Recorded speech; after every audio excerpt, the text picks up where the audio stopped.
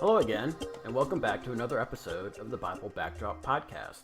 Thank you so much for listening. Today, we're continuing on our journey through the cities of Paul's letters. The stop today will be at Ephesus. The city of Ephesus is located in modern-day Turkey. As we learned in the last episode, this area is also called Anatolia, or Asia Minor. It was located at the mouth of the Cayster River, about 3 miles from the western coast of Asia Minor. Ephesus was an easily accessible city. The harbor could handle the largest ships.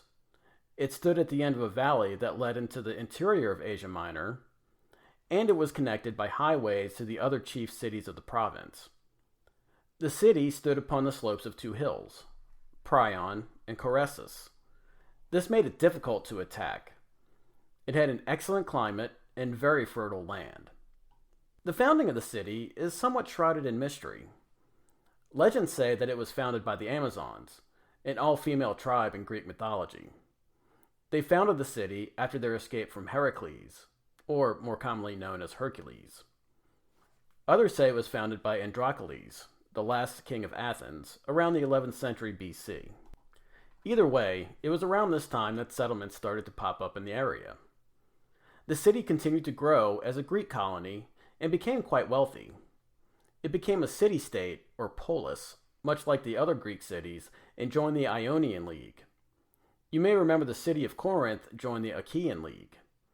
The city remained a Greek polis until 560 BC, when it was taken over by the Lydians, a tribe of people that lived in Anatolia.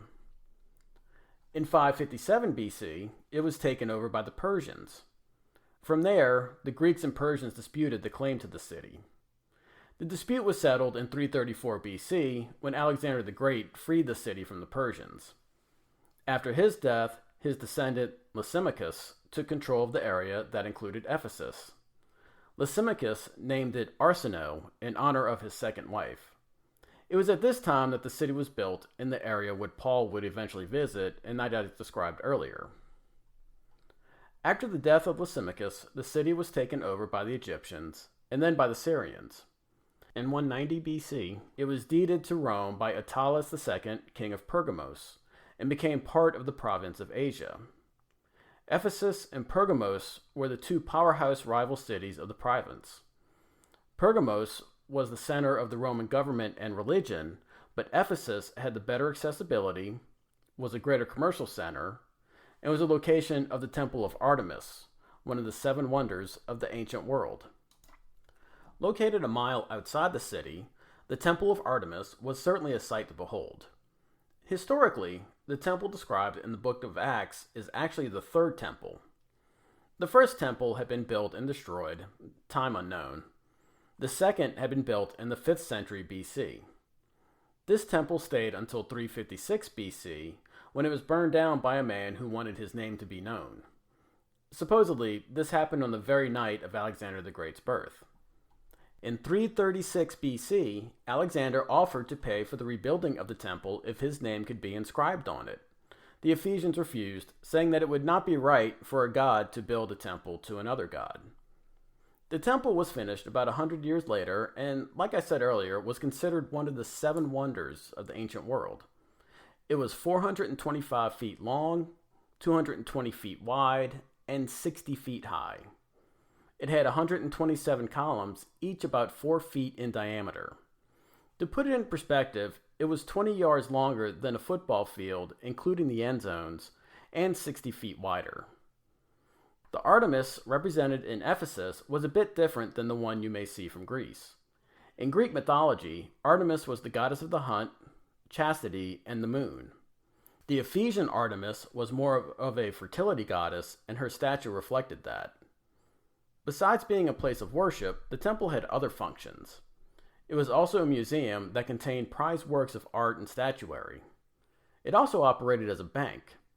As people deposited monetary offerings in hopes of receiving something from the goddess, some of this money was loaned out and returned with interest. Finally, it was also a city of refuge. Nobody could be arrested within a bowshot of its walls. As a result, a village of criminals sprung up around the temple.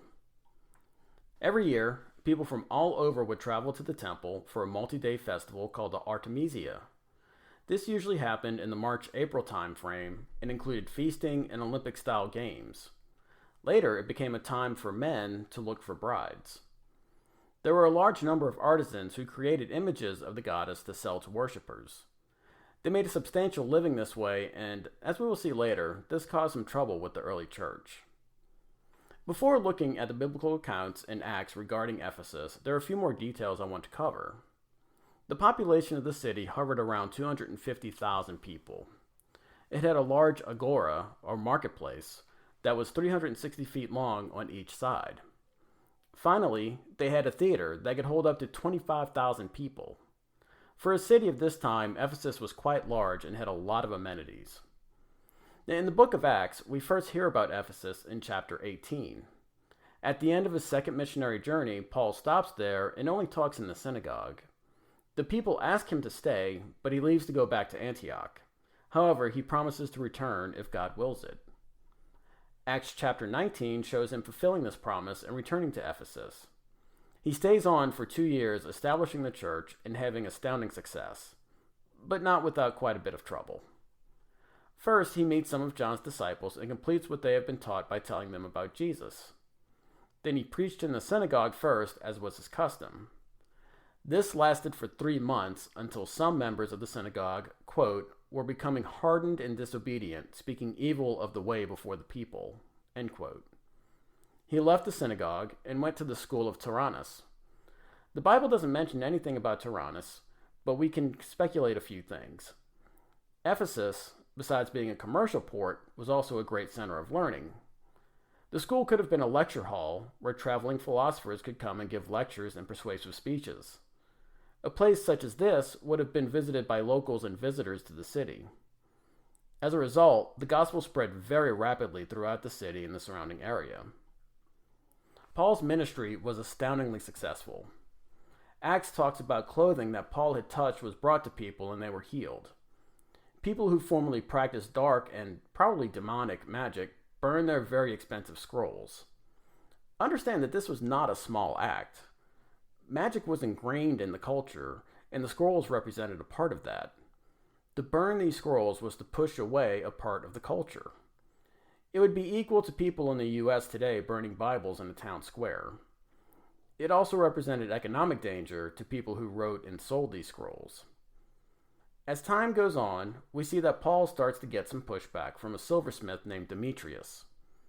Paul's ministry is so successful that, in a city of 250,000, Demetrius sees enough of a loss that he has to do something. He starts a riot by appealing to the other craftsmen and business people on religious and economic grounds. They get 2 of Paul's companions and drag them to the theater I'd mentioned earlier for what appears to be a show trial. Paul was told not to go so as not to escalate the riot. Finally, the town clerk, who was more like a mayor of the city, calmed the crowd and told them to follow the procedure for bringing a suit. The last thing he wanted was a riot. Why? He didn't really care about Paul or his friends. What he cared about was keeping order in the city in front of the Romans. Rome wasn't fond of riots, no matter the reason. If the government of Ephesus couldn't keep order and allowed a riot, Rome would clamp down on the freedoms and authority of the Ephesians. Soon after this incident, Paul continued his missionary journey. Now that we've wrapped up the history and biblical story of what happened in Ephesus, I want to do a quick overview of the book itself. Ephesians is mostly a book of exhortations.